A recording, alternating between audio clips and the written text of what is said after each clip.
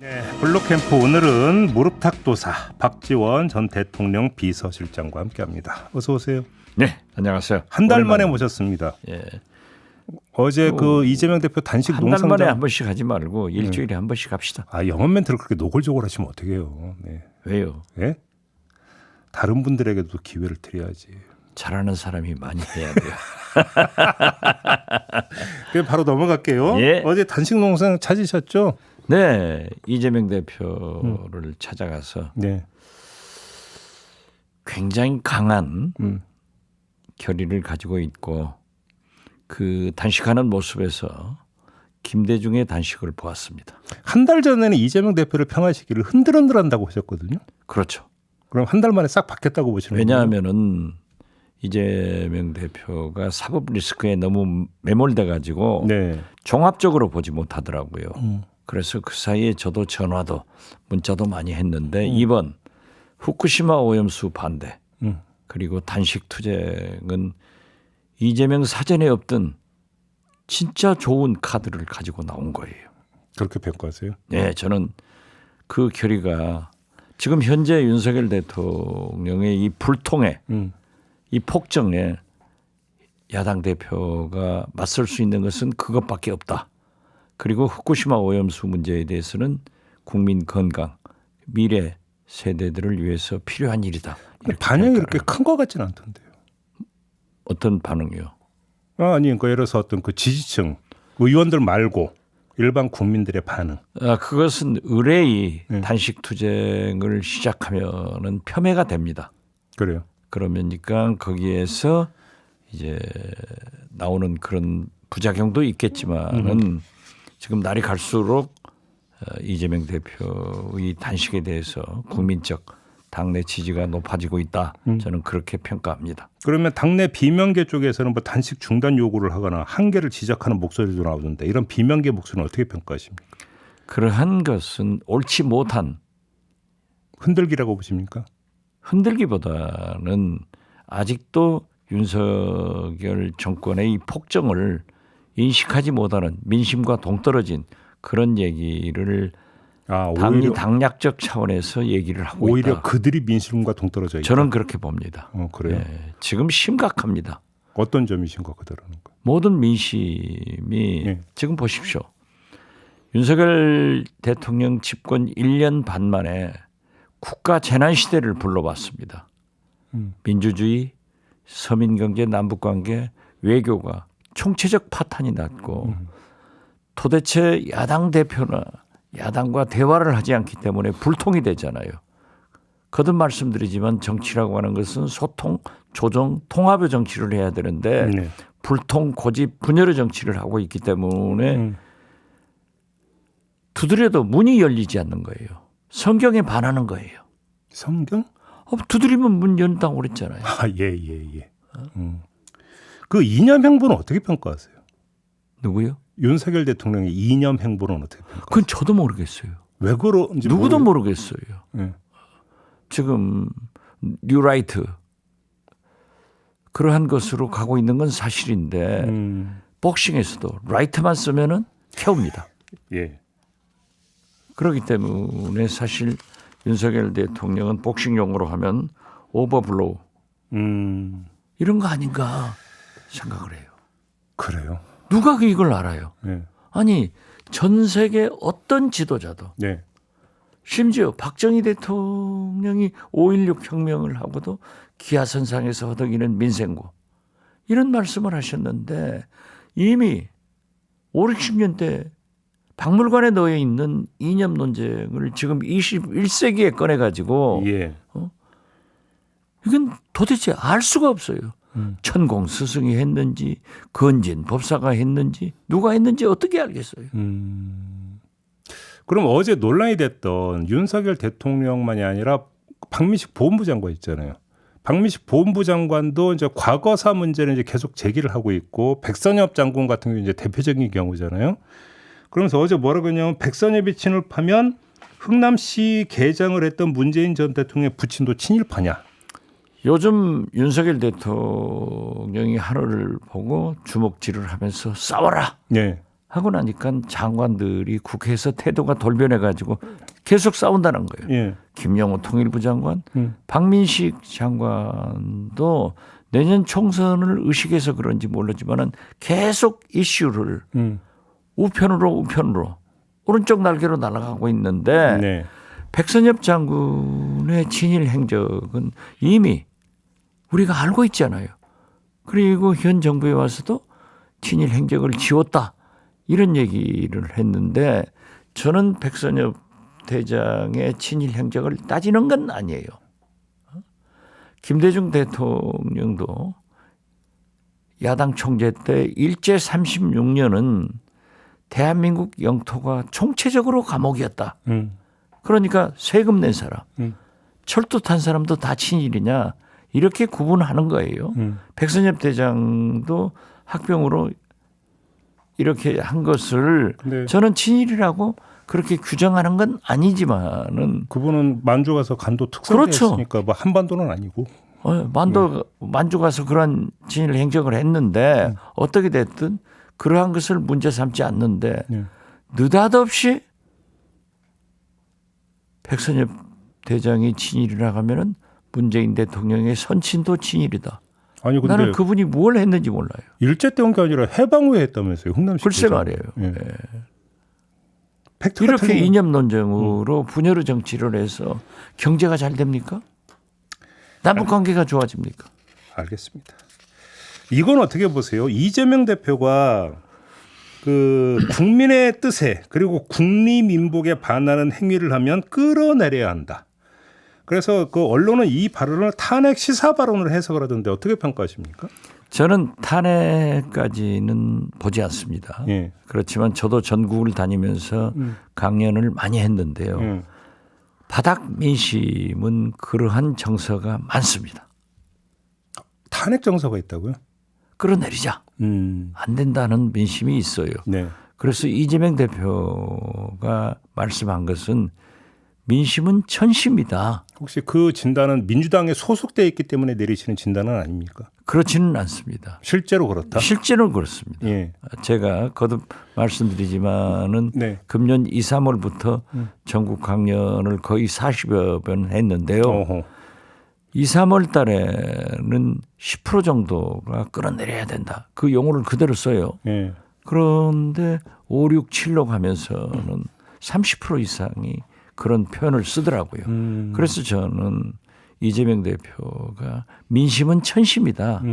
윤석열 대통령이 잘해주라는 강한 경고를 보냈다.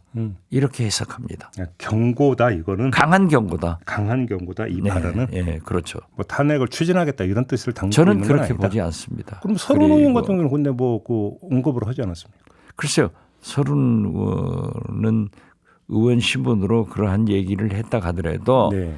이 민주당이나 또 대개의 정치권 지식인들이 헌정 중단을 그 이상 바라지는 않습니다. 네. 그렇기 때문에 지금 윤석열 대통령이 그러한 민심을 알아야 된다.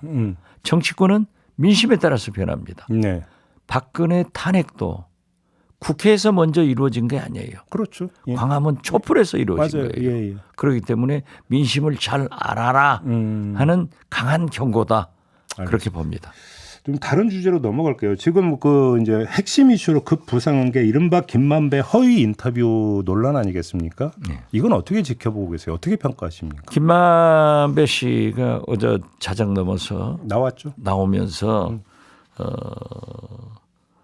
윤석열 대통령이 그때는 그런 위치가 아니었다. 쉽게 이제 예, 그런 발언을 했어요. 중수부 이과장 정도가 있는데 그리고 그러한 것을 부인했어요.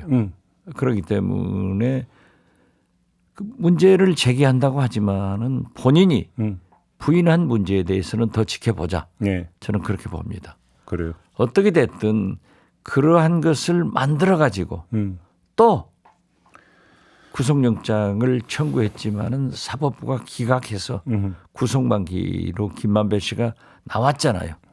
그렇기 때문에 더 지켜보자. 본인이 부인하기 때문에. 어유 실제로 상당히 신중하시네요 이 문제에 대해서. 아니 그 문제는 신중해야 될 것 아니에요. 예. 저는 또 사실관계가 사실을 걸려있기 잘 때문에. 몰라요. 예. 그러면 공보수석 지내셨잖아요. 청와대에서. 네, 그렇습니다. 강성규 시민사회 수석이 예. 한 시민과의 통화에서 예. MBC 앞에서 시위해야겠다고 했을 때 그 좀 그러니까 그 동의하고 독려하는 식의 어떤 이런 발언을 했다는 거 아니겠습니까? 글쎄요. 통화록이 지금 공개가 됐잖아요. 그게 공개가 된 이건 것은 어떻게 적절하다고 평가하십니까? 적절하지 않죠. 수석으로서. 그렇죠. 예. 강승규 그 수석도 지금 내년 총선에 출마하기 위해서 여러 가지 노력을 하고 있더라고요. 네. 그러니까 튀는 것 같아요. 그래서 전부 지금 보면은 원희룡, 박민식, 한동훈, 강승규 이런 분들이 노이즈 마케팅하는 것.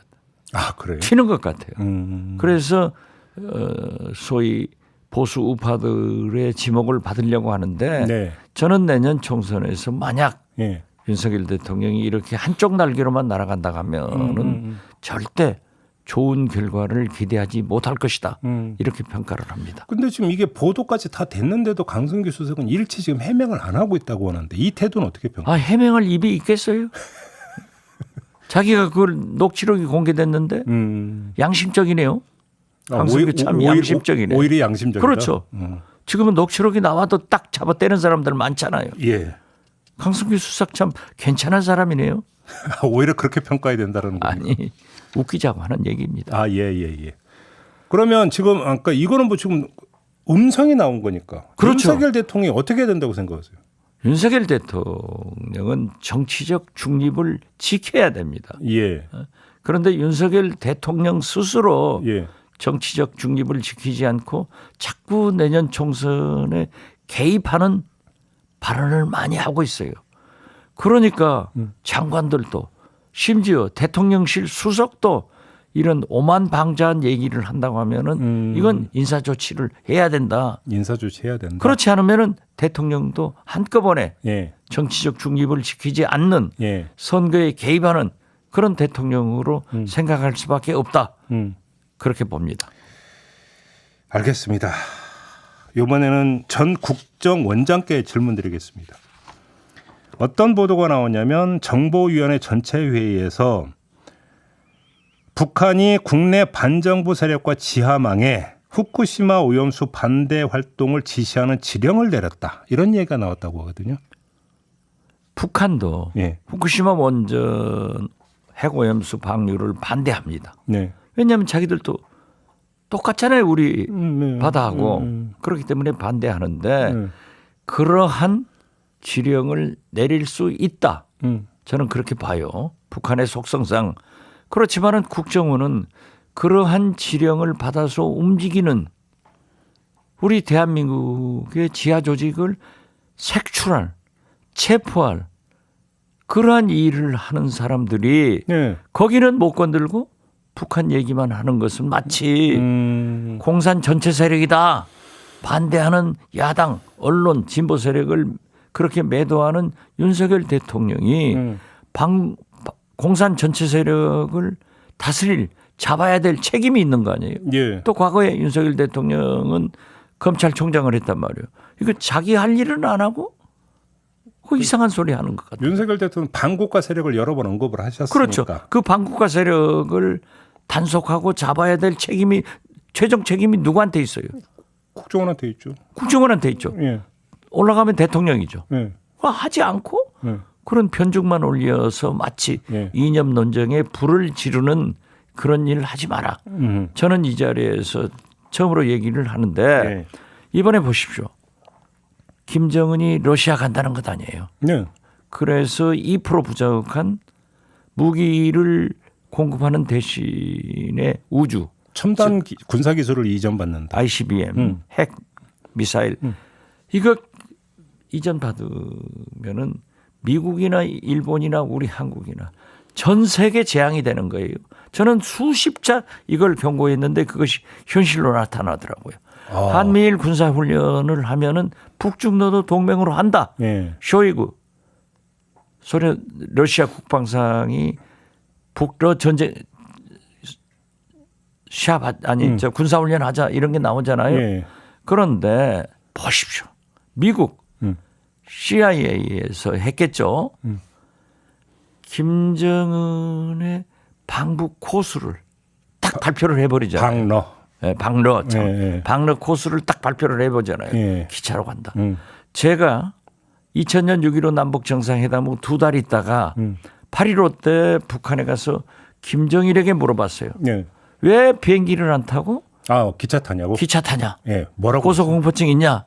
했더니 비행기를 타면은 저 영공에서 미 제국주의자들이 감쪽같이 요격해버린다는 거예요. 죄도 안 남는다. 아. 그런데 기차를 타면은 예. 공격을 하면은 그것은 전쟁이 되니까 하지 못한다. 이런 얘기를 하더라고요. 이걸 연관을 해보면은 CIA에서 러시아 방문을 하지 못하도록 그러한 고수를 했다. 예. 그래서 저는 김정은이 자기 신변안전이나 경호상 굉장히 주저를 하고 있을 것이다.